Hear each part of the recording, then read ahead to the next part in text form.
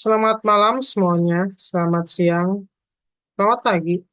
Terima kasih telah mengklik video ini dan semoga yang nanti akan saya sampaikan dapat bermanfaat bagi kita semua. Baiklah, di pertemuan hari ini kita akan mempelajari tentang optimasi mesin pencari ya dalam praktik public relations global di era digital.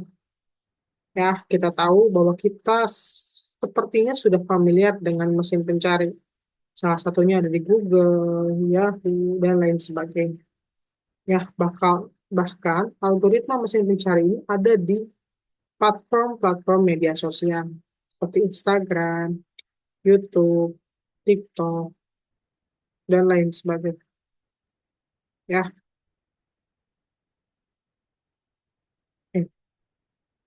pertama, dalam meningkatkan search engine operation untuk meningkatkan visibilitas global, atau lebih tepatnya bagaimana meningkatkan mesin pencari untuk supaya orang-orang di global mencari kata kunci kita, atau bagaimana kata kunci itu dapat berhubungan dengan konten kita. Ya, pertama kita harus meneliti dulu kata kunci.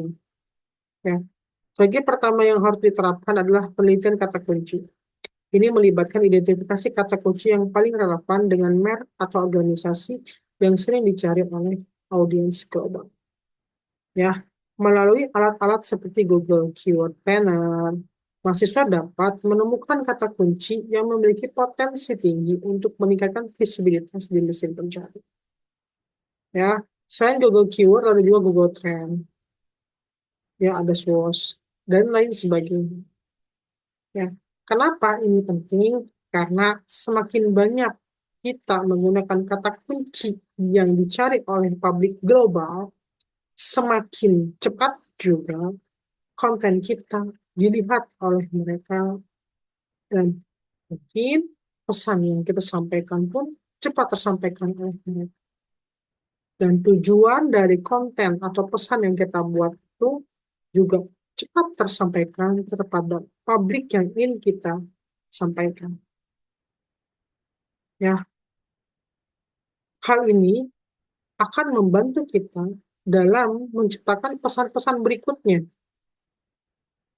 Jadi, kata kunci ini akan mempengaruhi isi konten kita juga, dan akan mempengaruhi media apa yang kita gunakan, ya, kemudian caption seperti apa yang kita gunakan, atau mungkin tagar yang kita gunakan, atau mungkin kita menyimpan kata kunci itu pada captionnya bisa, pada isi pesannya bisa, pada isi kontennya bisa, dan lain sebagainya. Ya. Semakin relevan dan kuat kata kunci yang kita miliki, yang berhubungan dengan publik global, maka semakin besar juga eh, kesempatan kita untuk menyampaikan pesan kepada publik yang lebih luas lagi. Ya, setelah memiliki daftar kata kunci yang relevan dengan menggunakan berbagai tools yang tadi, langkah berikutnya adalah membuat konten yang berkualitas tinggi yang sesuai dengan kata kunci tersebut. Pastikan konten tersebut memberikan nilai tambah kepada audiens global dan menjawab pertanyaan atau kebutuhan mereka. Ingat ya, pesan dibuat itu disampaikan sesuai dengan kebutuhan dari komunikannya, bukan atas keinginan komunikator semata. Tapi seorang komunikator harus menciptakan pesan sesuai dengan pemahaman dan pengalaman serta pengetahuan dari komunikannya.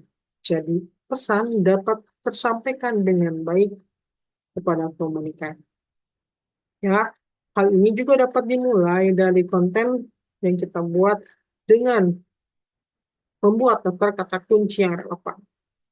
Ya, pastikan konten tersebut memberikan nilai tambah pada audiens global dan menjawab pertanyaan yang mereka butuhkan. Ya, ya, gunakan kata kunci tersebut secara alami dalam judul, teks di video, atau di caption dan subjudul konten. Ya, contohnya adalah kita mata kuliah ini adalah Digital Public Relations. Makanya kalau kalian perhatikan, dari video-video yang saya buat, saya selalu menyampaikan kata-kata yang berhubungan dengan public relations, yaitu public. Audience adalah bagian dari public. Dan lain sebagainya. Kalian perhatikan ada berbagai kata-kata yang berhubungan dengan digital public relations yang saya sampaikan dari isi konten ini. Semua itu berhubungan dengan kata kunci yang nanti akan saya berikan pada judul video ini di YouTube. Ya, kemudian yang berikutnya, setelah kita memiliki daftar kata kunci, membuat pesan yang sesuai, ya, kita juga bisa memilih gambar dan multimedia yang sesuai dengan kata kunci yang kita buat, yang kita miliki, dan kita dapatkan untuk memaksimalkan penyampaian pesan itu kepada publik kita. Ya, karena visualisasi itu dapat memperkuat isi pesan yang kita buat. Ya, berikutnya adalah pembuatan tautan. Ya, ini yang jarang diperhatikan oleh banyak konten kreator. Ya, padahal dalam pembuatan konten kreator ini sangat penting dipikirkan bahwa link yang mudah diingat oleh publik dapat sangat mudah diakses oleh mereka. Ya, makanya banyak kan tools-tools untuk mempersingkat link sehingga lebih mudah diingat. Ya, berikutnya adalah peningkatan kecepatan dan responsivitas situs web. Ya, kecepatan situs web adalah faktor penting dalam peringkat mesin pencari. Pastikan situs web memiliki waktu memuat yang cepat dan dirancang responsif sehingga dapat diakses dengan baik di berbagai perangkat termasuk ponsel pintar. Ya, ini juga salah satu peningkatannya. Jadi kalau kita punya strategi yang bagus, kita harus memikirkan juga bagaimana responsivitas situs web kita. Ya, karena semakin cepat maka semakin cepat pula pesan kita tersampaikan. Dan ingat, publik itu punya waktu untuk mereka menunggu. Kalau terlalu lama web kita itu reload, nanti mereka akan pergi ke web yang lain. Ya, jadi pastikan web kita itu sederhana, dapat mudah diakses dan cepat reloadnya. Oke, oke. Kemudian, jika target mencakup audiens yang dalam berbagai bahasa, maka pertimbangkan juga untuk menyediakan konten dalam beberapa bahasa utama. Gunakan tag Reflang untuk memberitahu mesin pencari bahasa yang digunakan dalam halaman tertentu. Sehingga audiens yang berbicara bahasa berbeda dapat menemukan konten yang sesuai. Ya, konten multibahasa ini juga sangat baik untuk mencapai publik yang sangat luas.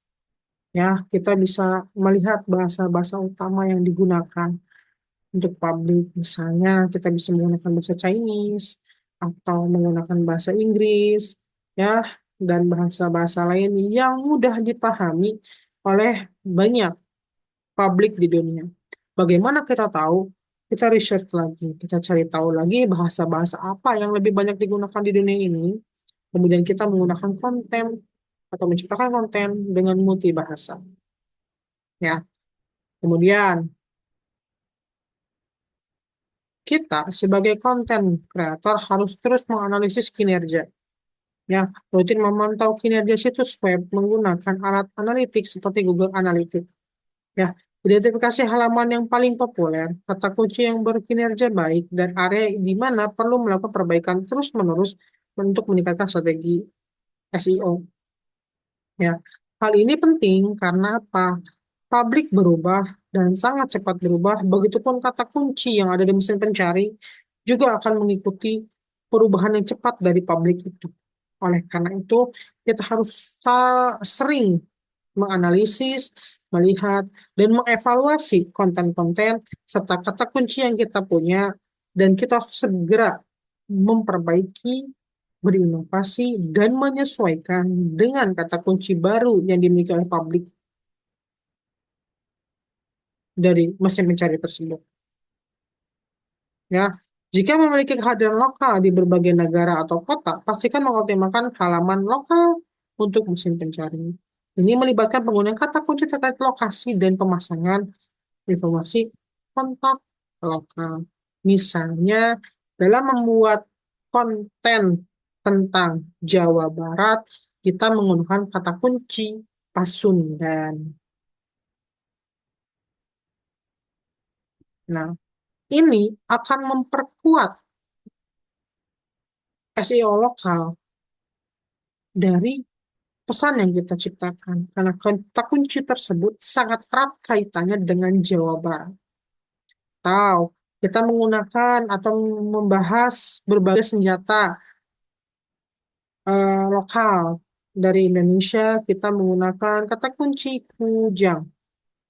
Nah, kujang ini juga adalah merupakan salah satu kata kunci yang dapat mengoptimalkan isi pesan yang berhubungan dengan Jawa Barat dan lain sebagainya. Ya, sisanya bisa kalian baca di modul. Ya, terima kasih telah mengklik video ini. Semoga yang apa saya sampaikan dapat bermanfaat bagi yang mendengarkan dan dapat bermanfaat bagi kita semua. Kurang lebihnya saya mohon maaf. Semua yang saya sampaikan di sini adalah untuk contoh perkuliahan. Tidak ada niat untuk menghina atau menjatuhkan orang-orang tertentu. Terima kasih semuanya. Assalamualaikum warahmatullahi wabarakatuh.